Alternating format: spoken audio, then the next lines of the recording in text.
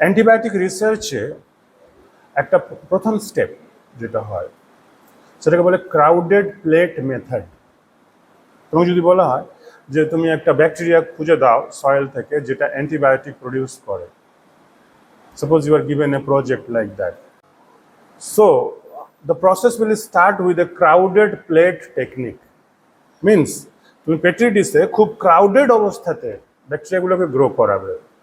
Crowding না হলে পরে কে কাকে ইনহিবিট করছে বোঝা যাবে না, বুঝলে? ক্রাউডেডের মানে হচ্ছে, দেখো, when you culture a soil sample in a petri dish, many bacteria will grow.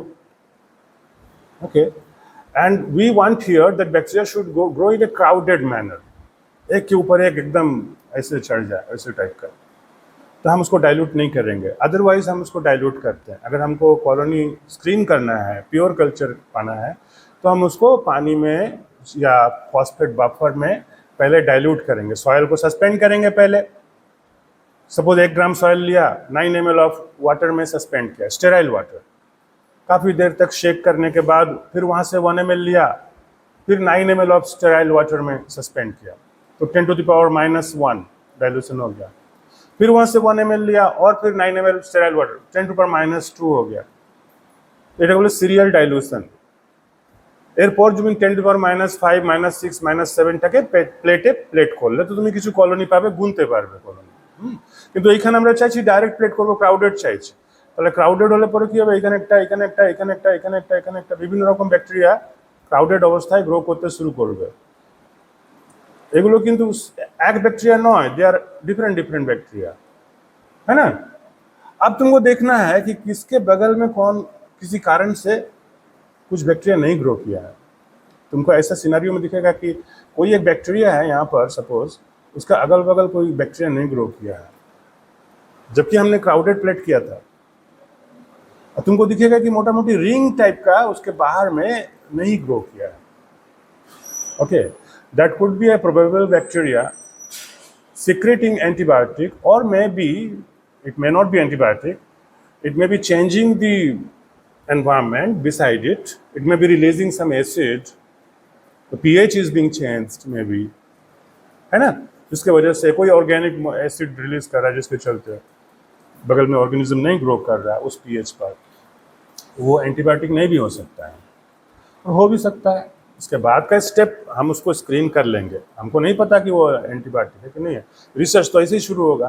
ठीक है, हम ज़्यादा लेंदी नहीं कर रहे हैं इस बात को, यहीं पर स्टॉप कर रहे हैं। दैट मीन्स क्या कि अगर कोई बैक्टीरिया या फंगस उसके अगल बगल कोई दूसरा बैक्टीरिया नहीं ग्रो कर रहा, that means that is releasing something to inhibitory, isn't it?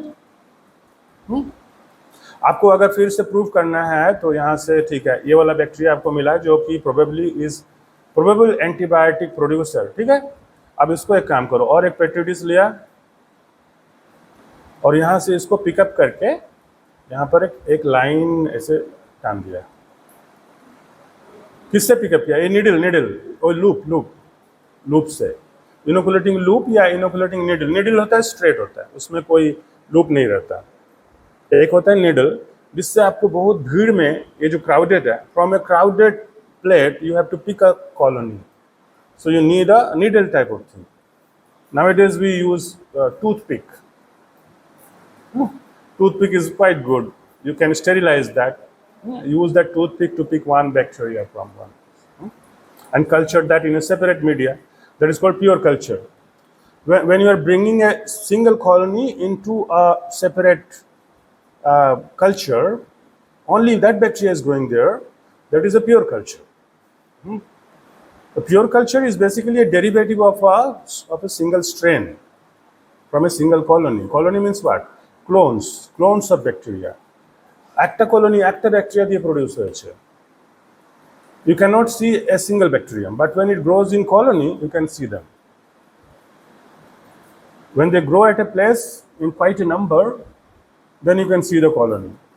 Colony দেখতে পাবি, কিন্তু ওই ব্যাকটেরিয়াটাকে ওই একটা ব্যাকটেরিয়া ডিভাইড করে করে ওইখানে thousands of millions of bacteria ওখানে আছে, তাই আমি কলোনিটা দেখতে পাচ্ছি। It will grow bigger and bigger if you leave it and if the nutrient is available, it will grow bigger, হ্যাঁ, বড় হতে থাকবে। ঠিক আছে, বড় হবার রেটটা ভ্যারি করতে পারে, আলাদা আলাদা হতে পারে। एनीवे, तो ये वाला को हम यहाँ दे दिए। अब हमको देखना है कि ये एंटीबायोटिक, इसमें इनहिबिटरी रोल है कि नहीं। इसको प्रोफाइल टेस्टिंग बोलते हैं, एंटीबायोटिक प्रोफाइलिंग बोलते हैं। कि चलो इसके बगल में हमने एक बेसिलस को ऐसे करके स्ट्रिक कर दिया, एक स्टेफाइलोकोकस को ऐसे स्ट्रिक कर दिया, एक स्यूडोमोनास को ऐसे बगल बगल में ऐसे लंबा लंबी स्ट्रिक कर दिया। इधर में भी कुछ इकोलाई को स्ट्रिक कर दिया, में भी क्लेप्सियल्ला को स्ट्रिक कर दिया, में भी नेसेरिया गोनोरी को स्ट्रिक कर दिया। जो जो बैक्टीरिया है आपके पास में लैब में, जो पैथोलॉजिकल बैक्टीरिया है, आपने उसको इसके दोनों तरफ स्ट्रिक कर दिया। अब आप देखो, ऑब्जर्वेशन कर, नेक्स्ट डे आप देख रहे हो कि ये जो पेट्री डिश है, इसमें ये वाला बीच वाला जो क्या हुआ है कि ये बैक्टीरिया इतना ही दूर तक ग्रो किया है, ये इतना दूर तक ग्रो किया, अब ये वाला इतना दूर तक ग्रो किया, ये पूरा ही ग्रो किया, ये इतना दूर ग्रो किया, ये कुछ ग्रो ही नहीं किया, मान के चलो। ये रिजल्ट है आपका। दैट मीन्स ये जो बैक्टीरिया जो यहाँ से लिया था, यहाँ से लिया था, ये कुछ प्रोड्यूस, एंटीबायोटिक जैसा कुछ प्रोड्यूस कर रहा है, which is inhibitory to this bacteria, this also to some extent, not inhibitory to this to quite a good, इसमें तो पूरा ही उसको इनहिबिट कर दे रहा है ना। तो ये एंटीबायोटिक, अब ये आपका धीरे धीरे रिसर्च आगे बढ़ रहा है। Now you go for purification and all that is different. Last में आपको केमिस्ट्री कुछ उसका स्ट्रक्चर डिटर्मिनेशन एटसेट्रा करना पड़ेगा, है ना। प्यूरिफिकेशन में कॉलम क्रोमेटोग्राफी, TLC, ये सब में। उसके बाद आपको स्ट्रक्चर जानने के लिए NMR या फिर एक्सरे डिफ्रैक्शन, ये सब करना पड़ेगा। बहुत सारा टेक्निक है।